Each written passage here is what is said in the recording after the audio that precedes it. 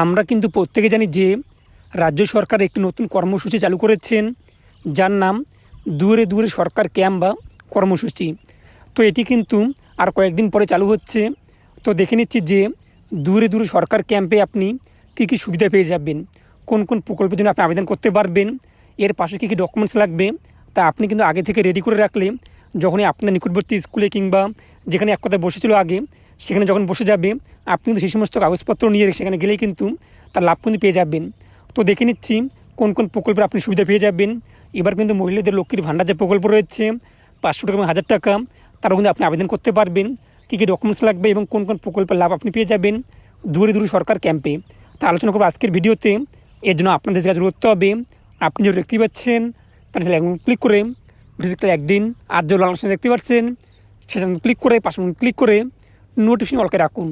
আর যারা সাবস্ক্রাইব করে গেছেন তাদেরকে অসংখ্য ধন্যবাদ। তো এর জন্য আপনি আপনার মোবাইল ফোনের গুগলে চলে আসবেন। তো গুগলে এসে আপনি সার্চ করবেন MD 360 নিউজ লিখে আপনি সার্চ করবেন। তো আপনি গুগলে এসে যখনই সার্চ করবেন MD 360 নিউজ লিখে প্রথমে আপনি একটি ওয়েবসাইট পেয়ে যাবেন md360news.com। এই লিঙ্কে আপনি ক্লিক করবেন। ক্লিক করতে আপনি এখানে চলে আসবেন। তো দেখুন লোগোটি, এখানে প্রথমে আপনি একটি পোস্ট পেয়ে যাবেন যে দূরে দূরে সরকার ক্যাম্পে কী কী সুবিধা পাবেন লিস্টটি। এই লিঙ্কে আপনি ক্লিক করে দেবেন, কিংবা আমি আপনাদের সুবিধার্থে ভিডিওর যে ডেসক্রিপশন বক্স রয়েছে সেই ডেসক্রিপশন বক্সে দিয়ে দেবো, সেই লিঙ্ক ক্লিক করে আপনি এখানে আসতে পারবেন। এখানে আসার পরে আপনি নিচে চলে আসবেন। তো নিচে আপনি দেখতেই পাচ্ছেন যে কোন কোন প্রকল্পে আপনি লাভ পেয়ে যাবেন। 1 নম্বরে রয়েছে খাদ্যসাথী অর্থাৎ রেশন কার্ডের। এখানে আপনি কিন্তু নতুন রেশন কার্ডে আবেদন করতে পারবেন। আপনি পরিবর্তিত যদি কোনো ব্যক্তি রেশন কার্ড না পেয়ে থাকে তার জন্য আপনি আবেদন করতে পারবেন। কত নম্বর ফর্ম? 4 নম্বর ফর্ম আপনি দেখতেই পাচ্ছেন। এর পাশে আপনি রেশন কার্ড যদি ভুল থাকে সেটি আপনি সংশোধন করতে পারবেন, রেশন দোকান পরিবর্তন করতে পারবেন। ডুপ্লিকেট রেশন কার্ড আপনি আবেদন করতে পারবেন। যদি আপনার রেশন কার্ড হারিয়ে যায় সেক্ষেত্রে আপনি রেশন কার্ডের সঙ্গে আধার কার্ড লিঙ্ক করতে পারবেন। এক কথা রেশন কার্ডের সমস্ত রকম কাজ কিন্তু আপনি করতে পারবেন দূরে দূরে সরকার ক্যাম্পে। পাশাপাশি রয়েছে স্বাস্থ্যসাথী কার্ড। তো আপনি কিন্তু স্বাস্থ্যসাথী কার্ডের জন্য আবেদন করতে পারবেন। এই কার্ডটি দিলে আপনি কী লাভ হবে? তো এই কার্ডটি থাকলে আপনি কিন্তু সরকারি কিংবা বেসরকারি হসপিটালে চিকিৎসা করার জন্য 5 লক্ষ টাকা করে প্রতি বছরে পেয়ে যাবেন এবং আপনি চিকিৎসা কিন্তু করতে পারবেন। সেই কিন্তু স্বাস্থ্যসাথী কার্ডের জন্য আপনি আবেদন করতে পারবেন দূরে দূরে সরকার ক্যাম্পে। এবং কী কী ডকুমেন্টস এখানে বলা হয়েছে, এর পাশে রয়েছে জাতিগত শংসাপত্র অর্থাৎ SC ST OBC সার্টিফিকেটের জন্য আপনি আবেদন করতে পারবেন দূরে দূরে সরকার ক্যাম্পে। এবং তপশিলি বন্ধু কিংবা জয় জওহার পেনশন যে রয়েছে এক কথা, যেখানে 1000 টাকা করে প্রতি মাসে দেওয়া হয় যারা 60 বছরের ঊর্ধ্বে রয়েছেন তাদেরকে, সেই তপশিলি বন্ধু কিংবা জয় জওহার প্রকল্পে আপনি আবেদন করতে পারবেন দূরে দূরে সরকার ক্যাম্পে। এরপর রয়েছে শিক্ষাশ্রী স্কলারশিপ। তো আপনি কিন্তু শিক্ষাশ্রী স্কলারশিপের জন্য আবেদন করতে পারবেন 5ম শ্রেণী থেকে 8ম শ্রেণী পর্যন্ত অর্থাৎ শিক্ষাশ্রী স্কলারশিপ।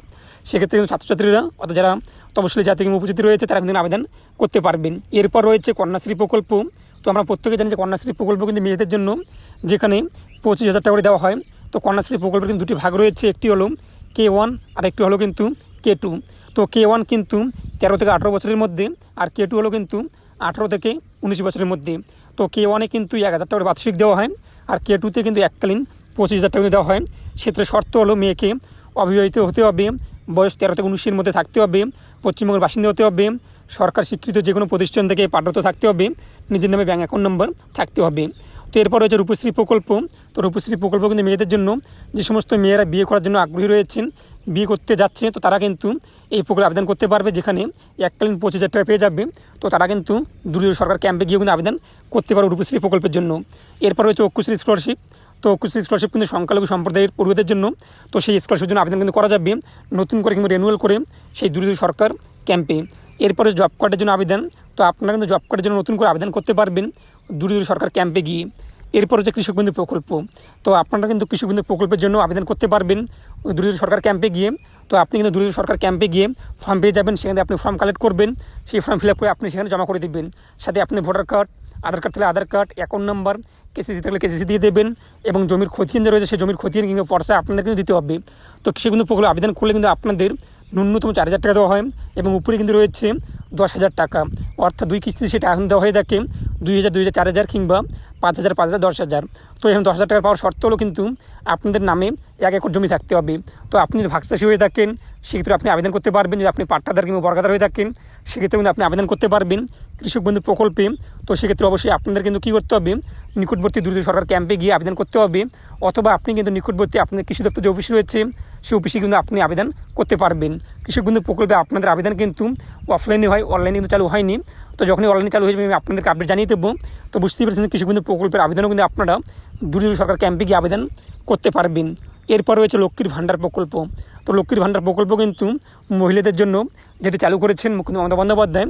তো এই প্রকল্পে কিন্তু প্রতি মাসে মাসে 1,000 টাকা করে এবং 5,000 টাকা অর্থাৎ 500 টাকা করে কিন্তু দেওয়া হয়ে থাকে। তো 1,000 টাকা কিন্তু এসসি এবং এসটি তপশিলি জাতি এবং উপজাতি পরিবারের যে মহিলারা রয়েছেন সেই পরিবারের প্রধান কর্তৃরা তারা কিন্তু আবেদন করতে পারবেন। তো সেই ফর্ম কিন্তু আপনি পেয়ে যাবেন আপনার নিকটবর্তী দূরে দূরে সরকার ক্যাম্প যে রয়েছে সেই ক্যাম্পে আপনি কিন্তু পেয়ে যাবেন।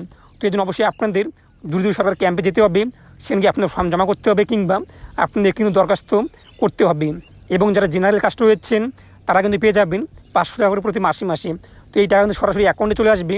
সেহেতু অবশ্যই কিন্তু আবেদনকারিনীর অর্থাৎ যে গৃহকর্ত্রী রয়েছে সেই গৃহকর্ত্রীর কিন্তু লাগবে অর্থাৎ ব্যাঙ্ক অ্যাকাউন্ট নাম্বার এবং বয়স কিন্তু চাওয়া হয়েছে 25 থেকে 60 বছরের মধ্যে।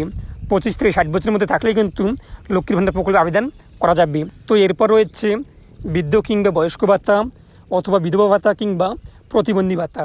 তো আপনারা কিন্তু এই সমস্ত পেনশনের জন্য আবেদন করতে পারবেন আপনার নিকটবর্তী দূরে সরকার ক্যাম্প যে রয়েছে সেই ক্যাম্পে গিয়ে। তো বুঝতেই পারছেন।